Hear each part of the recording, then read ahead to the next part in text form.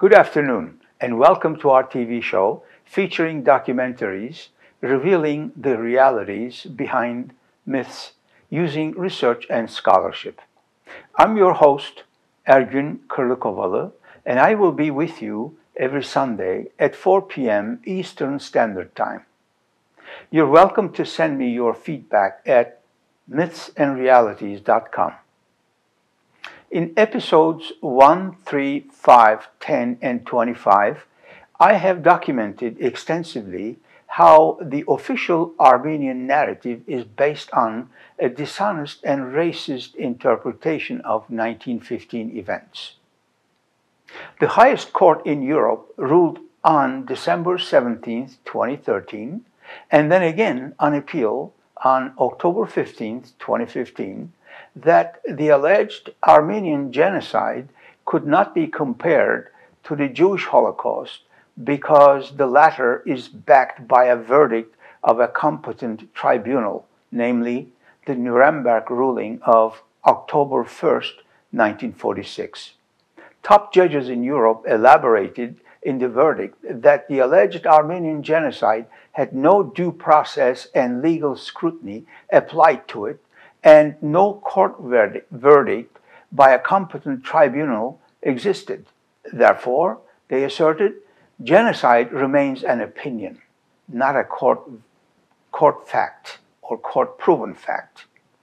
They added, rejecting such opinion is an exercise of the undeniable right of an individual to freedom of speech. Some Armenians, continuing to use history as a political tool, tried to concoct similarities between the Japanese-American internment during World War II and the long-discredited Armenian genocide claim of World War I. In order to make sense out of such wild Armenian claims, we must take a closer look at what transpired during the Japanese-American internment. The December 7, 1941 attack on Pearl Harbor left more than 2,400 Americans dead and sent shockwaves of fear and fury across America. Right after the bombing, the FBI arrested 1,291 Japanese American leaders without any evidence and froze their assets. They were moved so hastily that they could not even notify their families. The following day, President Franklin Delano Roosevelt asked Congress to declare war on Japan, which they did by an almost unanimous vote. In January 1942, the Japanese Americans were transferred to prison camps in Montana, New Mexico, and North Dakota. They remained prisoners during the entire war. The FBI raided the private homes of thousands of Japanese American residents on the West Coast, seizing their assets like transistor radios and other items considered a risk for the U.S. war effort. Some politicians in the Congress called for mass incarceration of 1/3 of Hawaii's population of Japanese heritage.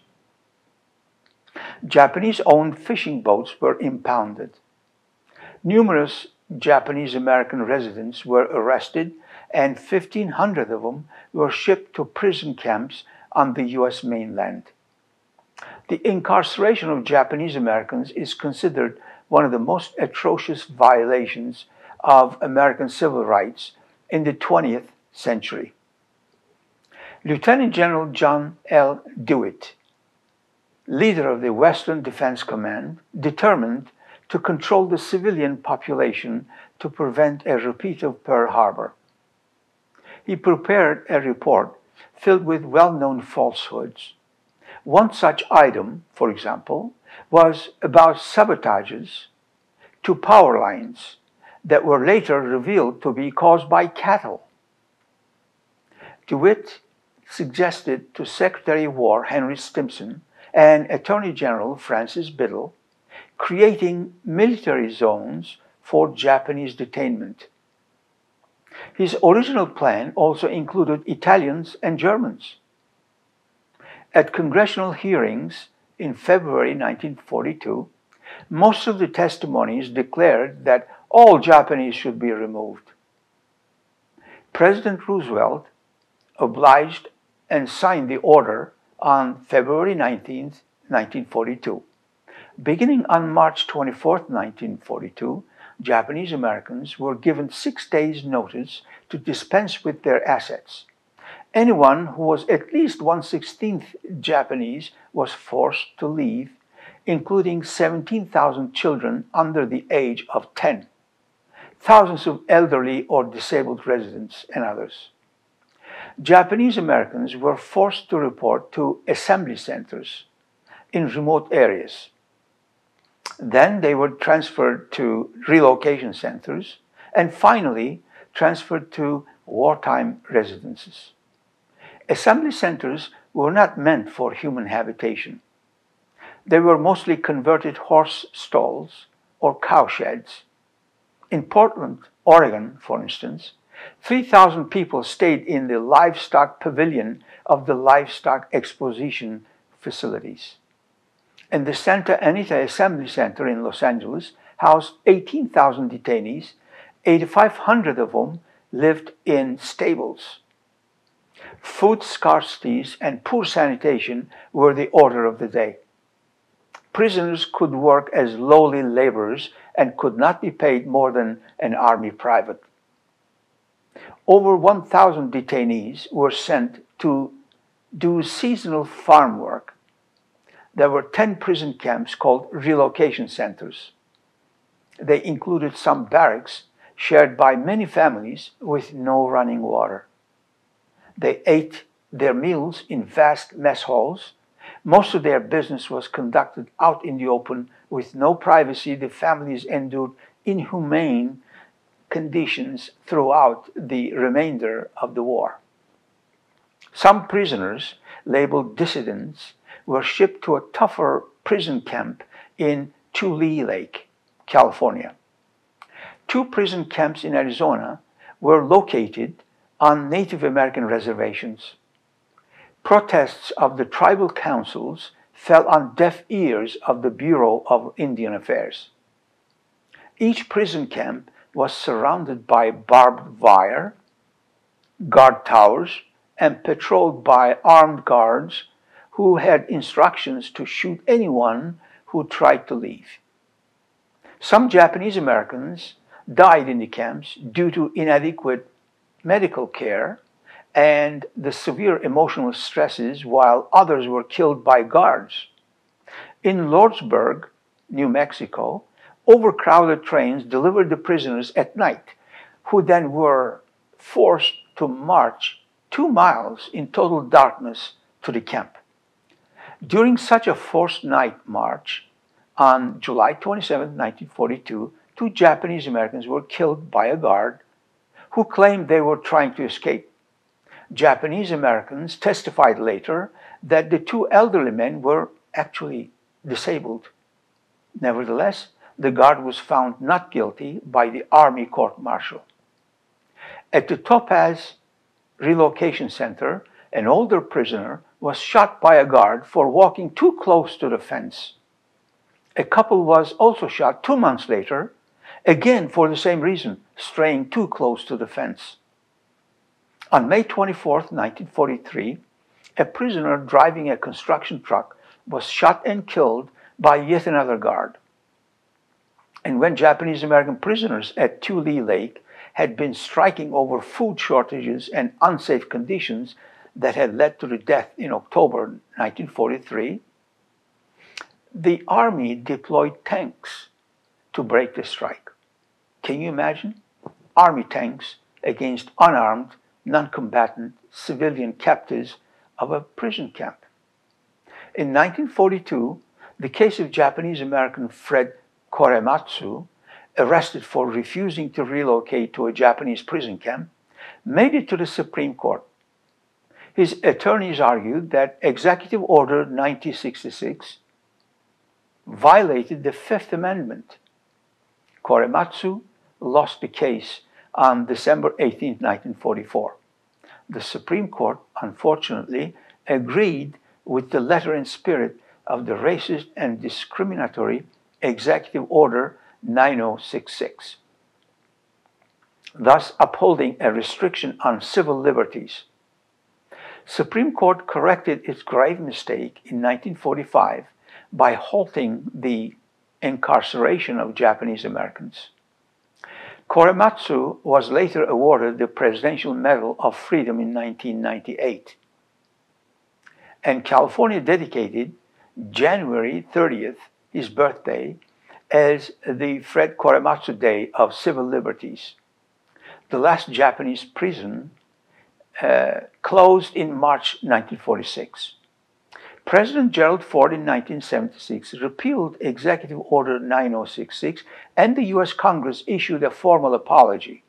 The Civil Liberties Act of Congress awarded $20,000 each to over 80,000 Japanese Americans as reparations for their inhumane and racist treatment from 1942 to 1945. This boils down to about $20 per day of incarceration, humiliation, and racist discrimination. Why did all this happen? Why were some American citizens summarily apprehended because of their heritage and imprisoned with no evidence of wrongdoing to justify such racist behavior? Well, many Americans were worried that the U.S. citizens of Japanese ancestry would act as spies and/or saboteurs for the Japanese government. Fear, not evidence, provoked the U.S. to forcibly send some 127,000 innocent Japanese Americans, most of whom lived on the Pacific coast, and 2/3 were United States citizens, to appalling concentration camps in the western interior of the country for the duration of the war. The biggest prison camp was Manzanar, where more than 120,000 Japanese Americans were incarcerated from March 1942 to November 1945. Supreme Court decided on December 18, 1944, ex parte Endo 323, U.S. 283, holding the government cannot detain a citizen without charge when the government itself concedes she is loyal to the U.S. The court avoided touching on the constitutionality of the exclusion of people of Japanese ancestry from the West Coast, which it had found not to violate citizen rights in its Korematsu versus the U.S. decision on the same date. Because of this avoidance, it is difficult to reconcile Endo with Korematsu. Avoiding was based on the legal fiction that Korematsu dealt with the exclusion of the Japanese Americans, not their detention. The Roosevelt administration was informed of the Supreme Court's decision and immediately issued Public Proclamation number 21 on December 17, 1944, the day before the Endo and Korematsu rulings were announced. PP 21 rescinded the exclusion orders and allowed the Japanese Americans back to the Pacific coast in January 1945. Therefore, Endo ruling led to the reopening of the West Coast to Japanese Americans after their incarceration during the entire World War II. The above account does not end there. Canada had followed suit by forcibly removing 21,000 of its residents of Japanese descent from Canadian West Coast. Mexico enacted its own version. No less than 2,264 more people of Japanese descent were forcibly removed from South American countries like Peru, Brazil, Chile, and Argentina to the United States. The similarity between the incarceration of people of Japanese descent from the Pacific coast of many countries in North and South Americas and their transfer to the concentration camps in the United States on one hand, and the arrest and transfer of Jews of many countries in Europe to territories under German Nazi rule on the other is uncanny and disturbing. On a side note, An estimated 33,000 Japanese Americans served in the US military during World War II, of which 20,000 joined the army. Approximately 800 were killed in action. The 100th/442nd Infantry Regiment became the most decorated unit in US military history. Now, please turn your attention to the article by a Japanese American, David Matsumoto, which I will partially quote, that was published in Sacramento Bee on February 15, 2015. I quote, "Flowers to Remember Honoring Japanese Americans and Armenians." In 1915, Armenians began to flee a reign of terror in their native homeland in Eastern Europe. More than 1 million were killed and displaced. Many families fled to the Central Valley of California, start anew. Unquote. Matsumoto is perhaps not told that the Ottoman-Armenians took up arms against their own government, rebelled, raided, bombed, murdered, plundered, terrorized their Muslim and Jewish neighbors in Anatolia, and aided, abetted, and even joined the invading Russian enemy armies. The Ottoman government took the Tereset decision on May 27, 1915, to temporarily resettle some, not all, of the Armenians to protect the homeland. It was a wartime measure to mitigate a serious threat to homeland security and the Ottoman war effort. Some of those Armenians who were allegedly killed in the alleged genocide by Turks actually surfaced in Fresno as well as in Glendale, Boston, Paris, Marseille, Beirut, Aleppo, Cairo, among many other places. Most had either blood on their hands or helped Armenians with blood on their hands. Did Japanese Americans take up arms against the US government? No. Did Japanese Americans raid US Central Bank, kill some clerks, and take others hostage? Absolutely not. Did Japanese Americans kill 518,000 Americans during World War II, like the Armenians killed Ottoman Muslims during World War I? Of course not. Did Japanese Americans join the invading Japanese armies, kill the inhabitants of Seattle, and turn over the Seattle to the invading Japanese armies, like the Armenians did in Van in 1915? Of course not. Did Japanese Americans commit terrorism, stage bloody rebellions, aided and abetted America's enemies invading America? No.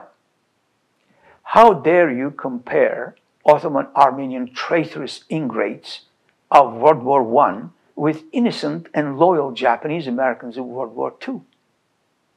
Isn't that an insult to the silent memory of 127,000 Japanese Americans who were exonerated by the act of US Congress in 1988? Matsumoto's article, if not based on ignorance or gullibility, is insensitive, fallacious, racist, and dishonest. I continue to quote, "This is a story about remembering never to forget," unquote. No, Matsumoto, this is a story about getting your facts right before you label the whole nation of Turkey as genocide committers. I continue to quote, "February 19 has been declared a day of remembrance for the Japanese American internment. April 24 is proclaimed Remembrance Day of the Armenian Genocide," unquote. Yes, but please remember that the Day of Remembrance for the Japanese American internment is supported by a verdict after due process by a competent tribunal, the highest court in the United States, that is the US Supreme Court. Whereas the April 24th day is proclaimed a Remembrance Day of the Armenian Genocide by opportunistic politicians surrendering to Armenian political pressure and ignoring Europe's highest court's 2015 verdict that it is a debatable opinion, not settled history. and that rejecting Armenian genocide is an exercise in free speech. I continue to quote, "In the 1980s, my family received an official letter of apology from the US government. But for many Armenians, they still wait. Some politicians even deny the genocide occurred," unquote. Your family received an official letter of apology from the US government, Matsumoto, because the US government arrested and imprisoned your family without evidence, mistreated them for 3 years, and violated their civil rights for no good reason other than fear, rage, and suspicion. Armenians, on the other hand, resorted to massive armed rebellions, killed 518,000 Ottoman Muslims and thousands of Ottoman Jews, and joined the invading enemy armies. Who should apologize to whom? Genocide is a legal concept enacted in 1951 that can only be adjudicated by a competent tribunal set up for this purpose by the United Nations in Den Haag. It is called the International Court of Justice, and there are no ICJ verdicts since 1951. The genocide concept cannot be adjudicated retroactively, as such an act would be against the letter and spirit of the most basic principles on which international law is established. Now then, next time a politician comes to you and claims it is genocide, please kindly ask to see the court verdict saying that. Yes, the US Congress recognized it as genocide in 2019 out of spite for Turkey for buying Russian weapons, and the US president recognized it in 2021 out of anti-Turkish bias and Islamophobia. But remember, they're all politicians. They constantly change their direction according to the prevailing political winds. After all, did not the same Congress in February 1942 argue that all Japanese Americans of Hawaii should be incarcerated? Did not even the Supreme Court agree with the infamous Executive Order 9066 in Korematsu versus US? I quote, "That's why this year, 2015, for this special anniversary of the Armenian Genocide, I also stopped to remember," unquote. You do disservice to the silent memory of Japanese Americans, Matsumoto, by equating the dignified Japanese American experience of World War II to those of the Ottoman-Armenian insurgents, terrorists, murderers, traitors, schemers, and their willing or unwilling supporters of World War I. You can watch episodes 1 through 10 for more information. I continue to quote, "Our two communities share a tragic history and a burden of past. We should never forget," unquote. You owe it to yourself, Matsumoto, to learn the facts about the traitorous Armenian past from 1862 to 1922 before you take the Armenian allegations at face value. I continue to quote, "On April 24, 1915, more than 200 Armenians were rounded up and killed, marking the beginning of the first genocide of the 20th century," unquote. Please watch episodes 24 and 25 to learn what really happened on April 24, 1915, from the pen of an Armenian who was actually in the group of detainees. They were subjected to house arrest, but free to roam during the day, and had to give a signature to the local police at the end of the day. All but 2 made it back to Istanbul safely, except 2, who were indeed killed due to a trade disagreement among the merchants. And the first genocide of the 20th century would be the Namibian genocide in Africa, committed by Germany in 1904. Technically, one cannot talk of genocide anyway prior to 1915 if one is respectful to the international law, because the term came into being in 1951. A law cannot be passed today to judge yesterday. I continue to quote, historians estimate that 1.5 million Armenians were murdered in addition to the rape and beatings of the countless others, unquote. The total Ottoman-Armenian population, according to Ottoman census in 1914, was 1.295 million, 1.3 million. Need I say more? I continue to quote, Armenians were deemed the enemy because they had supposedly sided with Russia in that war, unquote. Supposedly? Matsumoto? Please read the book One Rebellion by Professor Justin McCarthy and his colleagues. Armenians helped Russians during the Sarıkamış campaign first, then handed over the city of Van after ethnically cleansing the Muslims of Van and destroying the Muslim quarters a few months later. During the Russian invasion, the Armenian army under Russian uniform was about 150,000 men.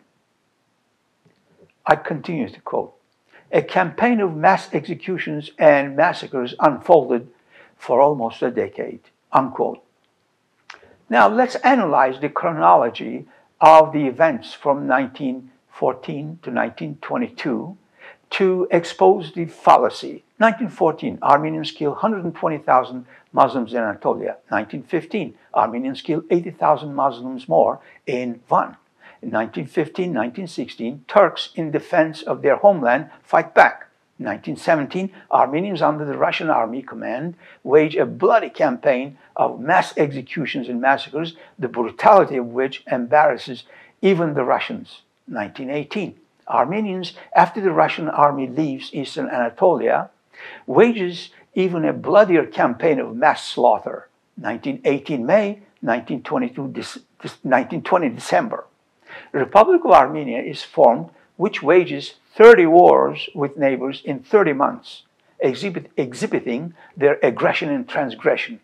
1920, the Turkish armies of the Turkish Grand National Assembly crush Armenian armies, and the Treaty of Gümrü, or Alexandropol, is signed on December 3, 1920. 1922, Armenians burn Izmir to prevent it from falling into the hands of the victorious Turks, and then tell the world that Turks burned it.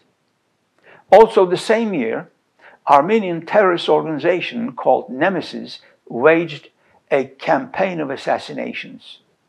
More on educating Matsumoto on the Turkish-Armenian relations next week. Thank you for joining me. See you next week.